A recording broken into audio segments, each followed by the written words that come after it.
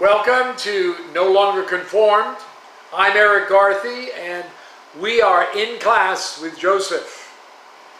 Lessons in God's plan.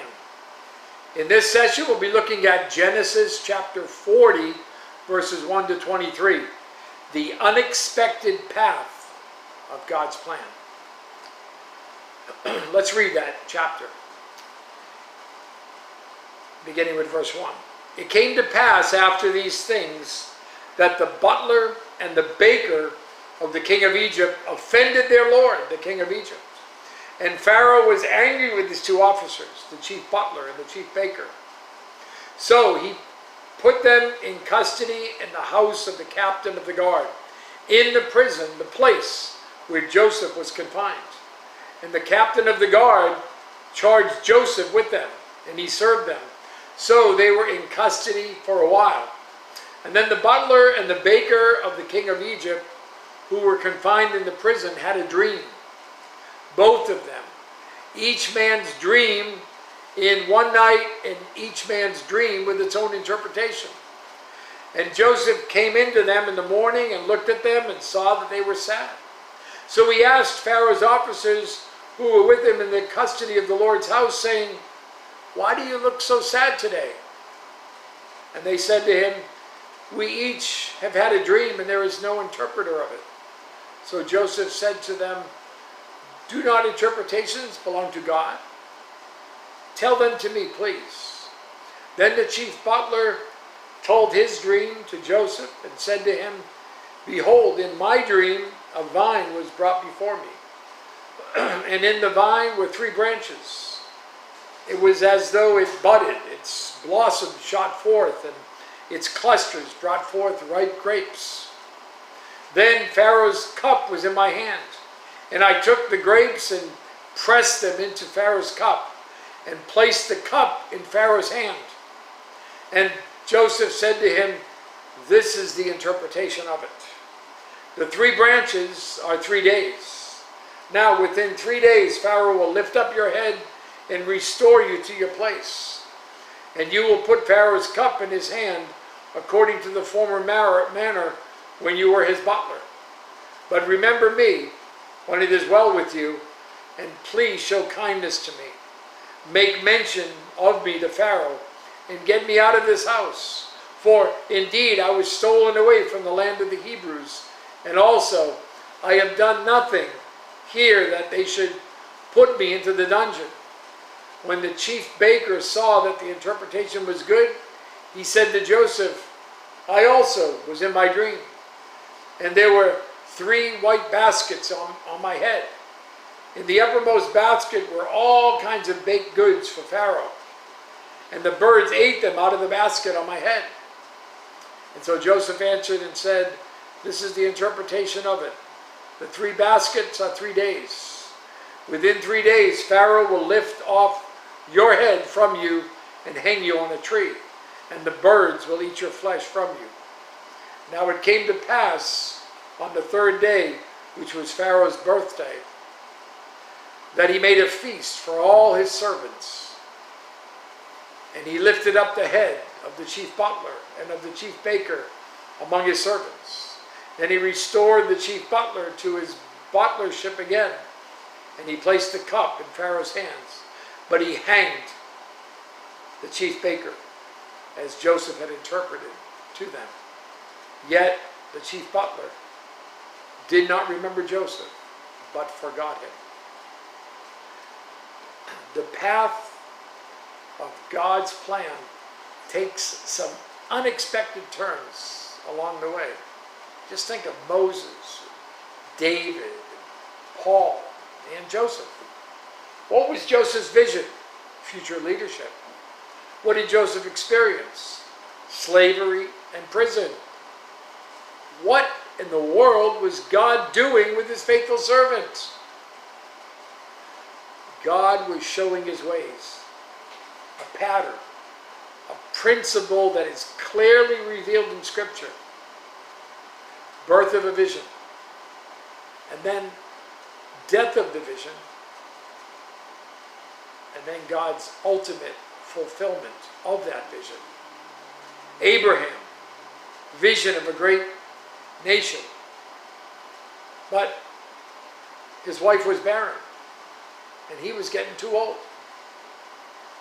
And then he received a son in his old age.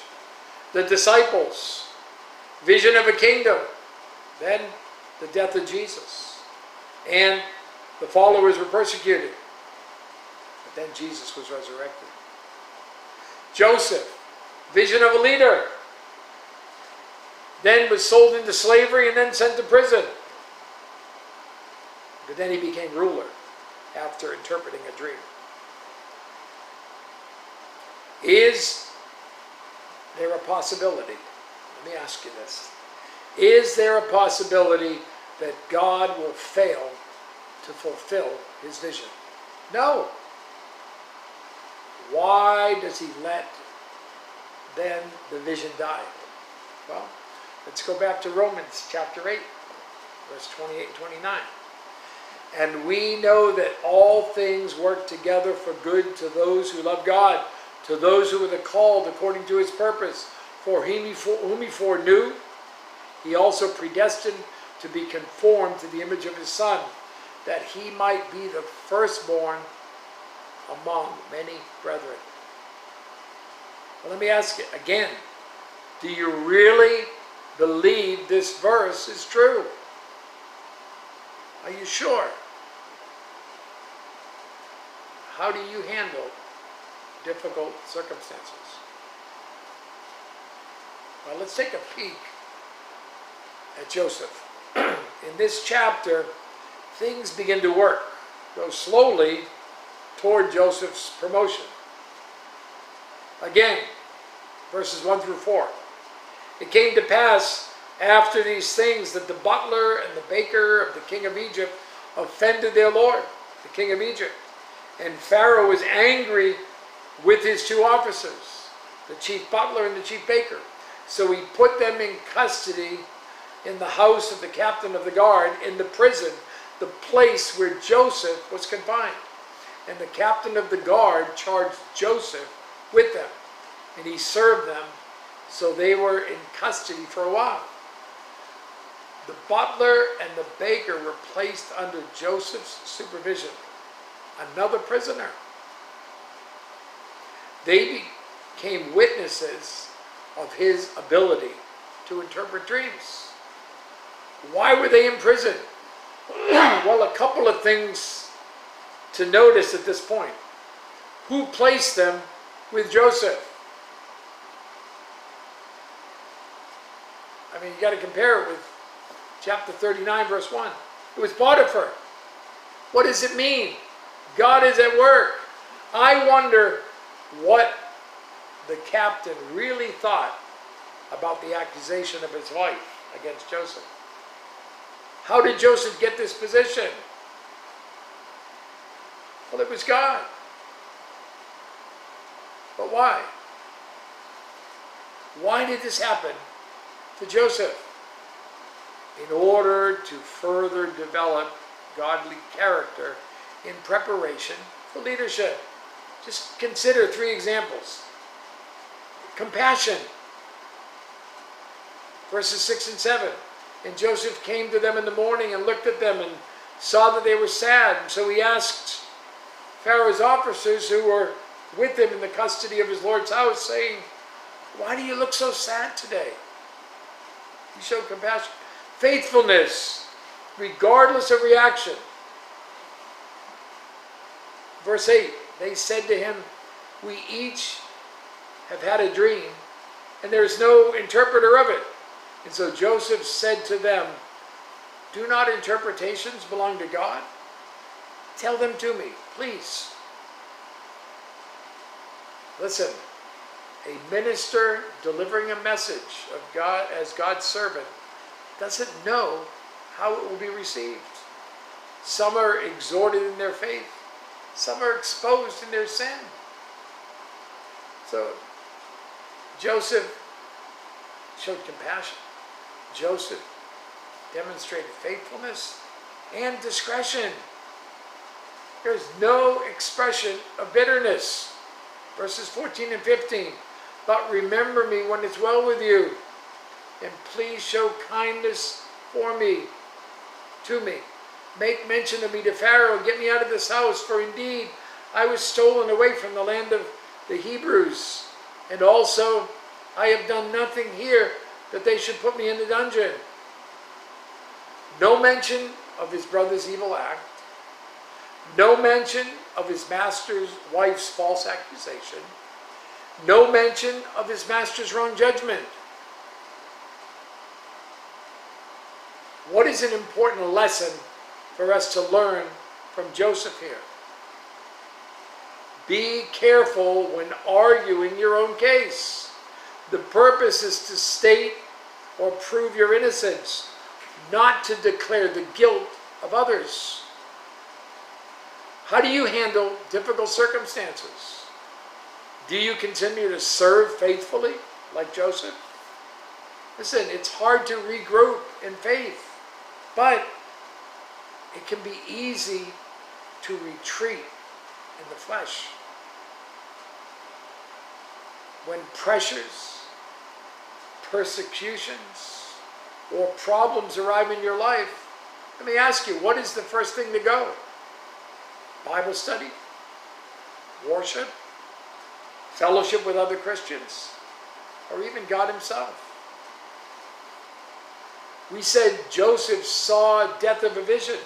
Actually, he experienced double death of his vision. He was sold into slavery, and as if that was not enough, he then ended up in prison. Talk about tough times. Chapter 40 ends with even more disappointment for Joseph, because verse 23 reads, "The chief butler did not remember Joseph, but forgot him." What ingratitude! The thief on the cross asked Jesus to remember him, but Joseph asked the butler to remember him. What's the moral of that story? Don't place your hopes in man who disappoints, but in God who writes the final chapters. God's goal is to develop Christ-like character. Satan's goal is to fulfill God's vision with human effort. Ishmael, Abraham, tried to produce the heir by his own ways with Sarah's idea. Listen, the path of God's plan takes some unexpected turns. John chapter 12, verses 23 and 24. But Jesus answered them, saying, "The hour has come that the Son of Man should be glorified. Most assuredly I say to you, unless a grain of wheat falls into the ground and dies, it remains alone. But if it dies, it produces much grain." Grain, the vision of a wheat harvest, it dies and it rots. And then a harvest comes later in God's time. What vision has God given you in service for him? Has that vision died? How are you handling it? A second death may be on the way, because God is developing Christ-like character in you. Listen, the path of God's plan takes some unexpected turns. Some are painful, and some don't make any sense. But God fulfills dead visions. Trust him. Trust him. You have a great day.